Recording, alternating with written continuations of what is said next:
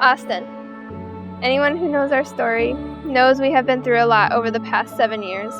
As I look back over the past 7 years, I can see God's hand in and through it all. I thank God every day for you. I thank Him for bringing you into my life and for bringing you back to me through all the ups and the downs. For that I am very grateful, thankful, and blessed. I love you with my whole heart. You are sweet, generous, kind-hearted, loving, supportive, respectful, and so much more. You are extraordinary to me. I love how we balance each other out. You are my yin to my yang, my gift from above. But the thing that I love most about you is your heart for Jesus. I promise to love you how 1 Corinthians 13:4-7 tells us we are supposed to. With patience and kindness, without jealousy, with modesty, selflessness, grace, forgiveness, and most importantly, with Christ as the center. I promise to be faithful, loyal, and to always fight for our marriage. I promise to let God change my heart so that I can be the wife He wants me to be for you. I promise to always have your back, to follow your lead, to understand what it means to be one flesh with you, and to respect you. I promise to be open and honest with you, no matter how hard it may be. I promise to leave none of our problems unresolved, to resolve them before our heads hit the pillow. I promise to encourage you in your faith and in life. I will always point you to Jesus. I promise to have ears that listen and to be your rock when you need me to be. I promise to put God first in our marriage and to always put us second. I promise to pray with you and for you. I promise to make you smile and laugh when I can. Not everyone will understand how we work or how we live our lives, why we do the things we do in our marriage, but my hope is that they will see that Christ is at the center and that they can see the love of Christ through us, through our love for God, each other, and those around us. Thank you for choosing me. Thank you for loving me unconditionally. You are an answered prayer, a blessing. You are my best friend, the love of my life, my lobster, my beba.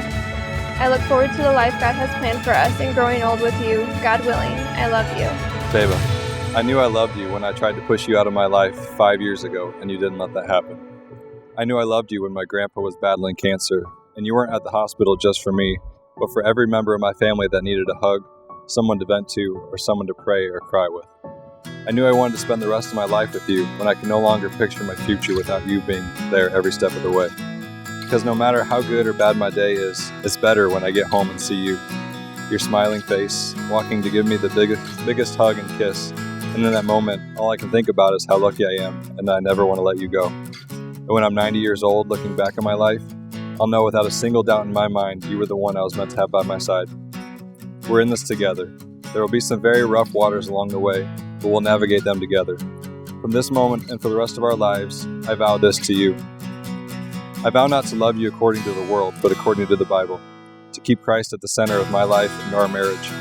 I vow to be patient.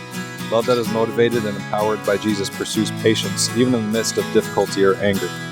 I vow to be kind.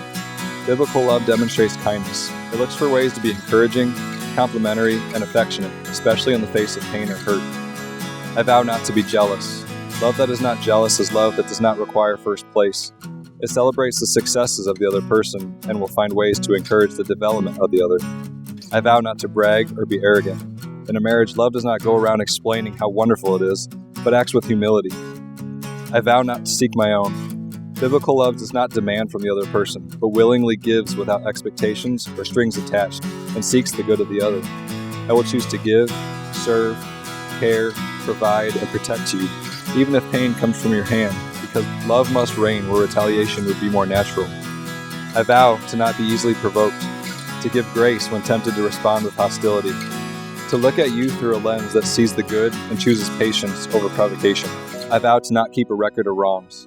Psalms 103:12 says, "As far as the east is from the west, so far does He remove our transgressions from us." Not only does God wipe the slate clean, He keeps it clean, and with His help, I will do the same. I vow to bear all things and truly believe there is nothing biblical love cannot handle. I vow to believe all things, to believe the best, even when I'm tempted to think the worst. I vow to hope all things, remembering I am a sinner, continuing to trust in God and believe all things by the grace of God are possible in our marriage. I vow to endure all things. At different points in our marriage, we will experience struggle, and hoping all things will not be easy. In these moments, we have to remember biblical love remains and perseveres. It doesn't walk away and isn't dependent on circumstances. It remains constant and faithful on good days and bad. I vowed to demonstrate servant leadership, to set aside all power trips, self-righteousness, and self-pity for the goal of a marriage that represents Christ. I will work as hard as I can to uphold these vows and trust you to point me to God when I don't get it right. I love you so much, and I can't wait to see what God has planned for our marriage.